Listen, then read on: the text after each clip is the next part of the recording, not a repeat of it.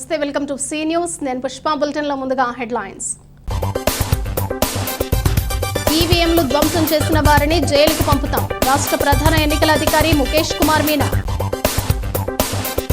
నిజమైన ప్రాతస్మరణీయుడు sir Arthur cotton. BJP రాష్ట్ర అధ్యక్షురాలు దగ్గుబాటి పురంధేశ్వరి. ఊడిమూడిలో ఘోర రోడ్డు ప్రమాదం. ఆర్టీసీ బస్సు ఢీకొని 5 కూలీలు మృతి. తలావజ్జుల పతంజలి శాస్త్రి కథలు సృజనాత్మకం. సెంట్రల్ యూనివర్సిటీ ఆచార్య బేతవోలు రామబ్రహ్మం ప్రశంస. అపర భగీరథుడు సర్ ఆర్థర్ కాటన్ మహాశయుడు. గూడూరి శ్రీనివాస్ కార్యాలయంలో ఘన నివాళులు. ఆంధ్రప్రదేశ్లో జరిగిన సార్వత్రిక ఎన్నికల్లో పోస్టల్ బ్యాలెట్తో కలిపి 81.96% పోలింగ్ నమోదైందని రాష్ట్ర ప్రధాన ఎన్నికల అధికారి ముఖేష్ కుమార్ మీనా వెల్లడించారు. 4 దశల్లో ఎన్నికలు జరిగిన ఏ రాష్ట్రంలోనూ ఇంత భారీ ఎత్తున పోలింగ్ నమోదు కాలేదని స్పష్టం చేశారు. ఎన్నికల పోలింగ్ తదనంతర పరిణామాలు వివరించేందుకు ఆయన కార్యాలయంలో బుధవారం మధ్యాహ్నం మీడియాతో మాట్లాడారు. అత్యధికంగా రాష్ట్రంలోని దర్శిలో 90.91%, తిరుపతిలో అత్యల్పంగా 63.62% పోలింగ్ నమోదైందన్నారు. రాష్ట్రంలో 3,33,04,560 మంది ఓటు హక్కు వినియోగించుకున్నారని, 3,500 పోలింగ్ కేంద్రాల్లో 6 గంటల తర్వాత కూడా పోలింగ్ జరిగిందన్నారు. ఆఖరి పోలింగ్ కేంద్రంలో రాత్రి 2 గంటలకు పోలింగ్ నిర్వహణ పూర్తయిందని తెలిపారు. చాలా మంది ఓటర్లు అసెంబ్లీకి ఓటేసి పార్లమెంటుకు ఓటు వేయలేదన్నారు. గతంలో కంటే కూడా చాలా ఎక్కువ పోలింగ్ నమోదైందన్నారు. ఎన్నికల అనంతరం 4 ప్రాంతాల్లో ఘర్షణలు చెలరేగాయని, 715 ప్రాంతాల్లో పోలీస్ పికెట్ కొనసాగుతోందన్నారు. ఈవీఎంలు ధ్వంసం చేసిన వారిపై ఎన్నికల నిబంధనల మేరకు కఠిన చర్యలు తీసుకుని జైలుకు పంపుతామని హెచ్చరించారు. అల్లర్లు సృష్టించి శాంతి భద్రతలకు విఘాతం కలిగించేలా చేసిన నిందితులందరినీ 2 రోజుల్లో అరెస్టు చేస్తామని వెల్లడించారు. ఎన్నికల నిర్వహణ ప్రశాంతంగా జరిగిందన్నారు. 350 స్ట్రాంగ్ రూమ్ల వద్ద పటిష్ట పోలీస్ బందోబస్తు మధ్య ఈవీఎంలు, వీవీప్యాట్ యంత్రాలను భద్రపరచడం జరిగిందన్నారు. స్ట్రాంగ్ రూమ్ల వద్ద 24 గంటల పాటు రాజకీయ పార్టీల ప్రతినిధులు ఉండవచ్చునని, ఈ విషయంలో తమకేమీ అభ్యంతరం లేదని మీనా పేర్కొన్నారు. 13th polling, because of the high interest of the electors to come to vote, not only from the state but other states and then other countries also. Polling start అయిన తర్వాత అది కంప్లీట్ చేయడానికి కొద్దిగా టైం పడింది. మామూలుగా 6 o'clockకి పూర్తి అయిపోవాలి. But lot of people came in to queue after 4 o'clock. Morning చాలా ఎక్కువ రష్ ఉండేది, తర్వాత మధ్యాహ్నం కొద్దిగా తగ్గింది, బట్ దెన్ అగైన్ ఈవినింగ్ టైంలో పెరిగింది. So and then second thing is that మనకు 5,600 polling station were about 1,200 votes. కాబట్టి ఇంతమంది లాస్ట్ మినిట్లో, లాస్ట్ 2-3 అవర్స్లో ఇంతమంది వస్తే చాలా చోట్ల 6 తర్వాత కూడా నడిచింది. యాజ్ ఐ సెడ్, ఆ రోజు కూడా నేను స్టేట్మెంట్ ఇచ్చాను. 3,500 పోలింగ్ స్టేషన్స్లో 6 PM తర్వాత కూడా పోలింగ్ జరిగింది. And then last polling station మనకు సుమారుగా 2 AM, నెక్స్ట్ డే 2 AM వరకు పోలింగ్ క్లోజ్ అయింది. ఆ క్లోజ్ అయిన తర్వాత నెక్స్ట్ మళ్ళీ డిస్ట్రిబ్యూషన్ సెంటర్కి రావడం, డిస్ట్రిబ్యూషన్ సెంటర్ నుంచి స్ట్రాంగ్ రూమ్కి వెళ్ళడానికి కొద్దిగా టైం పడింది. Because of several reasons. ఒకటి, కొన్ని చోట్ల చాలా లేట్ వరకు పోలింగ్ జరిగింది. కొన్ని చోట్ల వెదర్ సడన్గా మారిపోయింది. బికాజ్ ఐ రిమెంబర్ ఉదయగిరి అప్పుడు డిస్ట్రిబ్యూషన్ సెంటర్ పూర్తిగా వర్షం వల్ల పడిపోయింది. ఇంకా కోనసీమలో కూడా చాలా వర్షం వచ్చింది ఆ రోజు. మళ్ళీ శ్రీకాకుళంలో కూడా వచ్చింది. సో హౌఎవర్, అంటే 14th నైట్ కొద్దిగా లేట్ కూడా ఈ అంతా ప్రాసెస్ అక్కడ రావడం, సీల్ చేయడం, సీల్ చేసిన తర్వాత నెక్స్ట్ డే స్క్రూట్నీ ఉంటుంది. స్క్రూట్నీ అయిన తర్వాత అబ్జర్వర్ విల్ డిసైడ్ దట్ ఇక్కడ రీపోల్ చేయాలా వద్దా. ఈ అంతా ప్రాసెస్ పూర్తి అయిన తర్వాత ఫైనల్ డిసిషన్ ఆఫ్ అబ్జర్వర్స్, అంటే ప్రతి కాన్స్టిట్యుయెన్సీలో వాళ్ళు మీటింగ్ పెడతారు క్యాండిడేట్స్తో, ఆర్ఓ అండ్ అబ్జర్వర్. మీటింగ్ పెట్టిన తర్వాత they have not recommended any repoll. So observers తరఫు నుంచి ఏం రీపోల్ రికమెండ్ చేయలేదు కాబట్టి, అండ్ దెన్ మనము అన్ని మషీన్లు all 25 parliamentary constituency, all 175 assembly constituency అన్నిటినీ మనము స్ట్రాంగ్ రూమ్స్లో భద్రపరిచాం. అంటే we have safely secured and close the strong rooms. మన రాష్ట్రంలో ఈ 33 లొకేషన్స్లో స్ట్రాంగ్ రూమ్స్ ఉన్నాయి. టోటల్ బికాజ్ 175 కాన్స్టిట్యుయెన్సీ అంటే 175 AC, 175 assembly segment. So 350 strong rooms ఉన్నాయి. Total electors 4,13,33,702. ఈ డీటెయిల్స్ మీకు ఇస్తాం, ఐ హ్యావ్ అందరికీ ఇస్తాం. దాంట్లో 3,33,40,560 పార్లమెంటరీ కాన్స్టిట్యుయెన్సీస్ కోసం ఓట్ చేశారు. 3,33,40,560 they voted in all the 25 parliamentary constituencies. Assembly కాన్స్టిట్యుయెన్సీస్కి కొద్దిగా డిఫరెన్స్ ఉంది. అక్కడ 3,33,40,333. సో పార్లమెంట్కి 227 ఓట్ ఎక్కువ వచ్చినాయి. సో దట్ ఎనీవే కొంతమంది people have their own choice. So some people might not have voted. ఇది దిస్ కమ్స్ టు అంటే ఓన్లీ ఈవీఎం పోల్ చూస్తే మనకు polling percentage is 80.66 is the exact percentage finalized yesterday night. 80.66% final voting percent EVM polled votes. 2014లో మనకు percentage was 78.41%. 2019లో 79.77%. So ఈసారి almost 1% ఈవీఎంలోనే increase అయింది. తర్వాత male members 1,64,00,000. Further digits మేము మీకు నోట్లో ఇస్తాము. And female voters 1,69,00,000. అదర్ కేటగిరీస్లో 1,517. So this is the total number of voters. నా దాంట్లో కూడా మనం చూస్తే అసెంబ్లీ కాన్స్టిట్యుయెన్సీకి వస్తే దర్శి హైయెస్ట్ పోలింగ్ జరిగింది, 90.91%. పార్లమెంటరీ కాన్స్టిట్యుయెన్సీలో ఒంగోల్ హైయెస్ట్ ఓటింగ్ జరిగింది, 87.06. అసెంబ్లీలో లోయెస్ట్ తిరుపతి 63.32. లాస్ట్ టైం 2019లో తిరుపతిలో 65.9 ఉంది. సో కొద్దిగా అక్కడ తగ్గింది. Most probably what we presume is the reason that మనం బోగస్ ఓట్ని కొద్దిగా కంట్రోల్ చేయగలిగాం కాబట్టి అక్కడ కొద్దిగా తగ్గింది. లోవెస్ట్ పార్లమెంటరీ కాన్స్టిట్యుయెన్సీకి వస్తే వైజాగ్ 71.11%. బట్ ఇది ఒక మంచి న్యూస్. అంటే లాస్ట్ టైం వైజాగ్లోనే ఓన్లీ 67% ఓటు ఉండేది, ఈసారి 71% వచ్చింది. దాట్ మీన్స్ ఆల్మోస్ట్ 4%, 3.8% ఇంక్రీజ్ అయింది. దాట్ ఈస్ అర్బన్ ఏరియాలో కొద్దిగా పెరిగింది. That's a very good sign.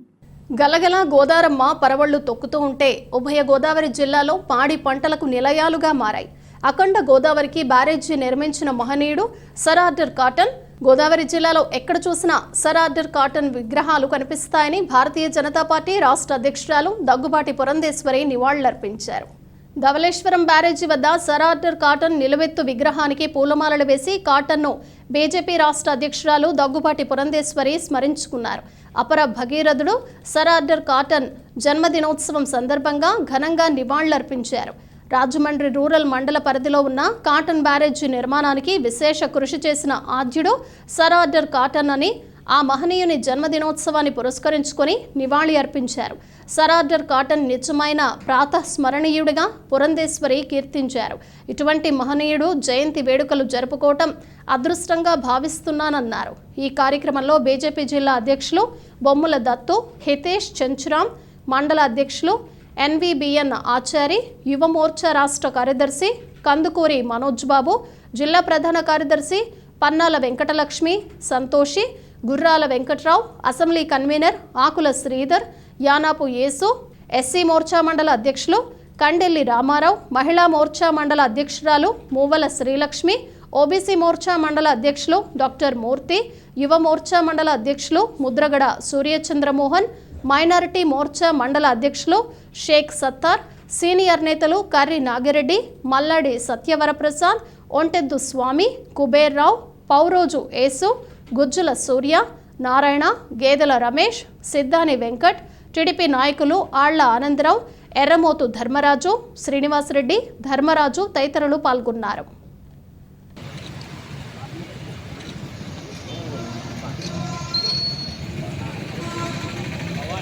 Doctor BR Ambedkar Konaseema జిల్లాలో ఘోర రోడ్డు ప్రమాదం జరిగింది. పి గన్నవరం మండలం ఊడిమూడి గ్రామంలో కూలీలను ఆర్టీసీ బస్సు ఢీకొట్టిన ప్రమాదంలో 5 కూలీలు అక్కడికక్కడే మృతి చెందగా 4 తీవ్ర గాయాలయ్యాయి. మృతుల కుటుంబ సభ్యుల ఆర్తనాదాలతో ఆ ప్రాంతం బోరుమంది. ఊడిమూడి గ్రామంలో రహదారి పక్కన ట్రాక్టర్పై ధాన్యం బస్తాలు ఎక్కిస్తూ ఉండగా ఈ ప్రమాదం జరిగింది.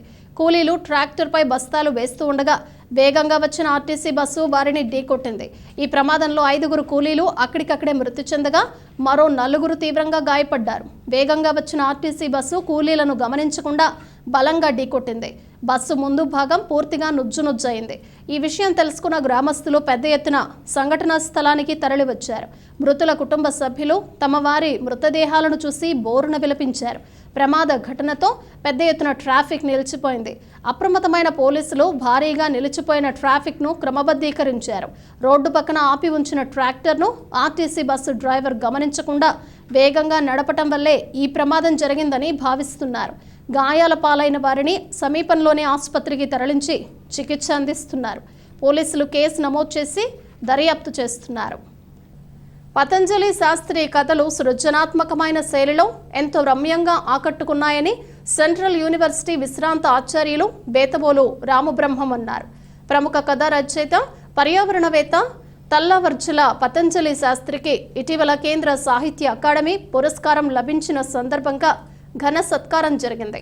ఈ నేపథ్యంలో మంగళవారం రాత్రి పతంజలి శాస్త్రి పుట్టినరోజు కూడా కావడంతో స్థానిక ప్రకాష్ నగర్లోని ధర్మంచర కమ్యూనిటీ హాల్ పైన సమావేశ మందిరంలో జరిగిన సాహిత్య గోష్ఠి సభలో రామబ్రహ్మం ముఖ్య అతిథిగా పాల్గొని మాట్లాడారు. చదివిన కథను మనం మరచిపోకుండా మనల్ని వెంటాడేలా రచించిన కథకుడు ఎప్పటికీ గొప్ప రచయిత అవుతాడని, ఆ కోవలో ఈ రచయిత నిలుస్తాడని ప్రశంసించారు. నాడు రాజమండ్రిలో ప్రముఖ కవి మధునాపంతుల సత్యనారాయణ శాస్త్రి భౌతిక కాయాన్ని శ్మశాన వాటికకు తరలించిన సందర్భంలో అక్కడ నెలకొన్న అపరిశుభ్ర వాతావరణాన్ని స్వయంగా చవిచూసిన అనుభవంతో పతంజలి శాస్త్రి రాసిన వైతరణికి వల్ల కథ మన సమాజంలో నెలకొన్న అధ్వాన్న పర్యావరణ పరిస్థితికి అద్దం పడుతుందని చెప్పారు. పురస్కారం తెచ్చిన రామేశ్వరం కాకులు మరికొన్ని కథలు, కథా సంపుటి పతంజలి శాస్త్రిలోని సృజనశీల ప్రతిభకు నిదర్శనమని అభివర్ణించారు. ఈ సందర్భంగా పతంజలి శాస్త్రికి Rajamahendravaram urban development authority chairman Rautu Suryaprakashrao అభినందన సత్కారం నిర్వహించారు. సీనియర్ పాత్రికేయులు విఎస్ఎస్ కృష్ణకుమార్ స్వాగతం పలికారు. ఈ కార్యక్రమంలో మాజీ ఎంపీ ఉండవల్లి అరుణ్ కుమార్, డాక్టర్ కర్రి రామారెడ్డి, పట్టపగలు వెంకట్రావు, ఓఎన్జీసీ విజయ్ కుమార్, నక్క శ్రీ గణేష్, దినవహి బాపిరాజు, ఎన్ఎన్ఎస్ చంద్రశేఖర్, ఆర్ఎస్ వెంకట్రావు, అశోక్ కుమార్, గుబ్బల రాంబాబు, మారిశెట్టి జితేంద్ర, అశోక్ కుమార్ జైన్, పసుపులేటి కృష్ణ, అల్లు బాబీ తదితరులు పాల్గొన్నారు. ఇదేంటండి, దీనికి దానికి సంబంధం ఏంటండి అన్నాను. ఎవడు ఎక్కడ పుట్టినవాడు ఏమి తినాలో అవే తింటే ప్రకృతి అంతా బాగానే ఉంటుంది. అందరూ బియ్యం అంటే ఏదో పెద్ద గొప్పదిలాగా, జొన్నలో రాగులో తింటే అదేదో ఇన్ఫీరియర్ లాగా ఒక అట్మాస్ఫియర్ క్రియేట్ చేసి అందరూ రైస్ పండించడం కోసమే వాటర్ మిస్యూజు. ఎందుకండి పోలవరం అంత పెద్ద ప్రాజెక్టు, ఆనకట్టు కట్టుకుని ఎంత వాటర్ కావాలంటే అంత వాడుకోవచ్చు, ఎందుకు అంతమందిని ముంచేయటం అని. దాంతో నేను ఏకీభవించను, ఎందుకంటే ఏకీభవిస్తే రాజకీయాల్లో ఉండలేము, అందుకని ఏకీభవించను. కానీ కరెక్ట్గా 100% కరెక్ట్. అందుకే మెంటల్ అన్నారు. ఎందుకంటే ఏదైతే జనాలకు ఆ టైంకి సూట్ అవుతుందో అది మాట్లాడగలగాలి. మీరు చేస్తున్న తప్పురా అని ఒక 10 ఏళ్ల తర్వాత 20 ఏళ్ల తర్వాత జరగబోయేటువంటి విపత్తును చూసేవాడిని జనరల్గా ఏమనుకుంటారు, అది చేదస్తామండి బాబు, పిచ్చాడు, ఏం చేస్తామని. ఏదేమైనా రాజమండ్రిలో ఎంతమందికి తెలుసో నాకు తెలియదు, కానీ తెలుసున్న కొంతమందికి మాత్రం పతంజలి శాస్త్రి గారు అన్నది ఒక రేర్ స్పెసిమన్. ఇన్ని రకాలైనటువంటి దాన్ని ఏమంటారు, ఒక రిక్షావాడి లాంగ్వేజ్ మాట్లాడగలరు. ఒక టాప్ సైంటిస్ట్ ఎవడన్నా ఉంటే ఆ సైంటిస్ట్ తోటి సైంటిఫిక్ వర్డ్స్ వాడుతూ వాళ్ళతో మాట్లాడగలరు. ఎవరితో మాట్లాడినా ఒకసారి ఆయనతో మాట్లాడాక ఆయన్ని మర్చిపోయే ప్రసక్తే ఉండదు. అంత ఇంప్రెషన్ అది. మరి అది భగవద్దత్వం ఏంటో తెలియదు కానీ అంత ఇంప్రెషన్ క్రియేట్ చేయగలరు. 80 ఎలాగా లాగారు కాబట్టి శతమానంకి జాగ్రత్తగా ఉండండి. ఇంకో 20 years లాగండి, మళ్ళీ మీటింగ్ పెట్టుకునే ఏర్పాటు. ఆ బుక్కులు మాత్రం ఇవ్వండి మాకేదో చైనీస్ లాంగ్వేజ్ లాగా ఇక్కడ చెప్తుంటే వింటున్నాం, ఏంటో దాని గొడవ ఏంటో తెలియకుండా.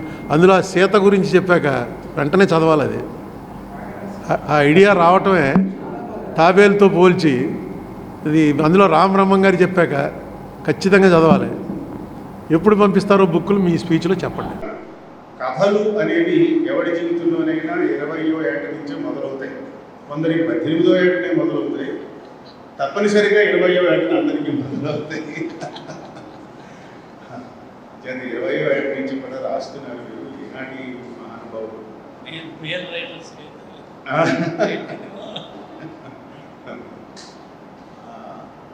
ఇంకా ఇంకొక విషయం ఏమిటంటే, మొన్న కేంద్ర సాహిత్య అకాడమీ పురస్కారం ఇచ్చినప్పుడు నేను కూడా ఆ జూరీలో ఉన్నాను. ఒకప్పుడు ఆ జూరీలో ఉండి చివాట్లు తిన్నాను. ఈసారి ఈ జూరీలో ఉండి నేను అందరి మెప్పు పొందాను. ఆశ్చర్యం ఏమిటంటే, జూరీలో 3 ఉంటారు.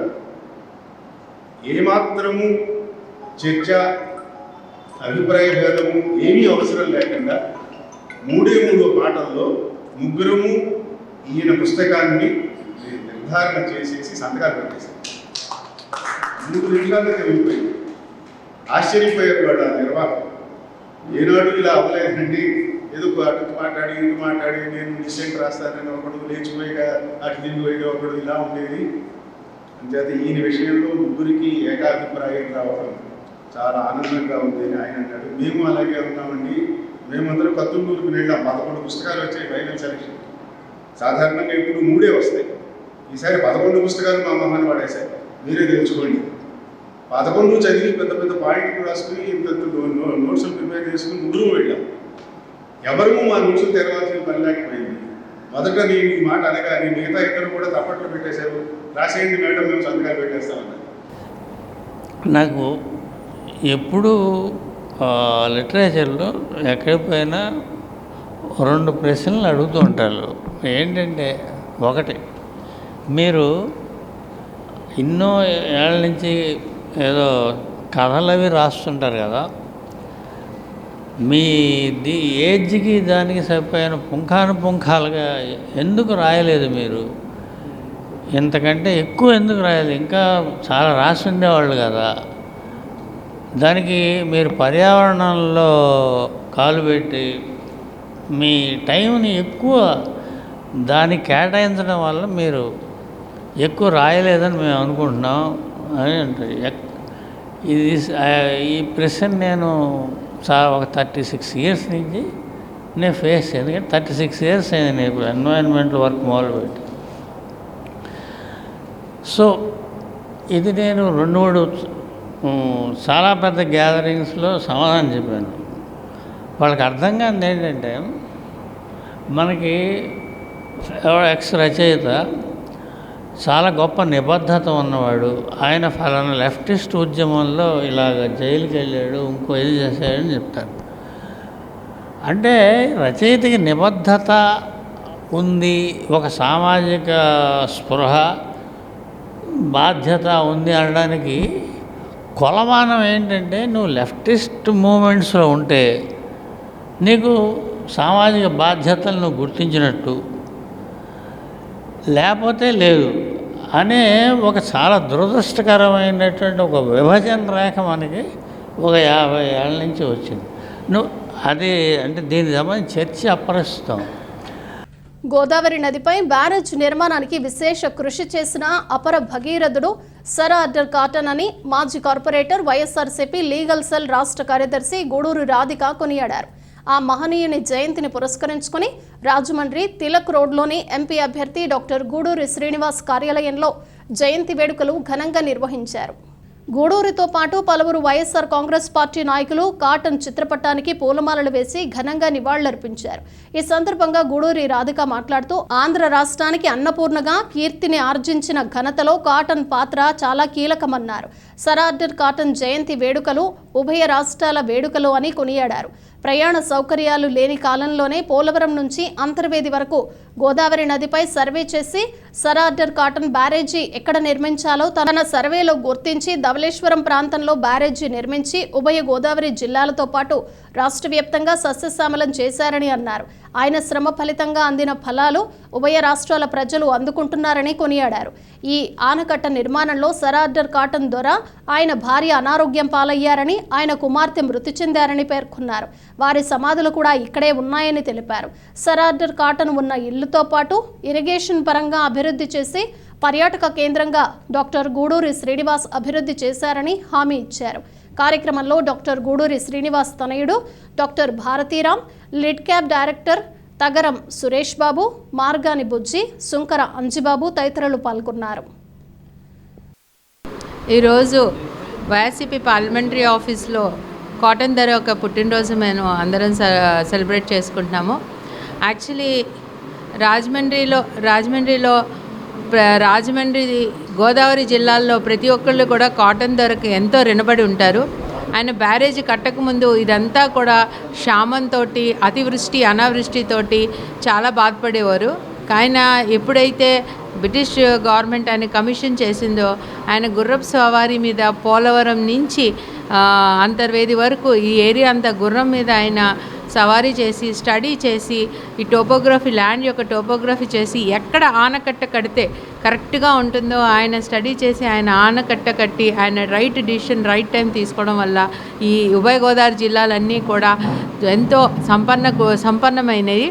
సో మీరు ఇప్పుడు రాజమండ్రి పరిసర ప్రాంతాల్లో ఎక్కడికి వెళ్ళినా ఏ గ్రామంలో చూసినా గుర్రపు సవారీ మీద కాటన్ ధర విగ్రహం కనిపిస్తుంది. మేమందరం కూడా ఆయన ఎనవలేని సేవల్ని మరవలేము.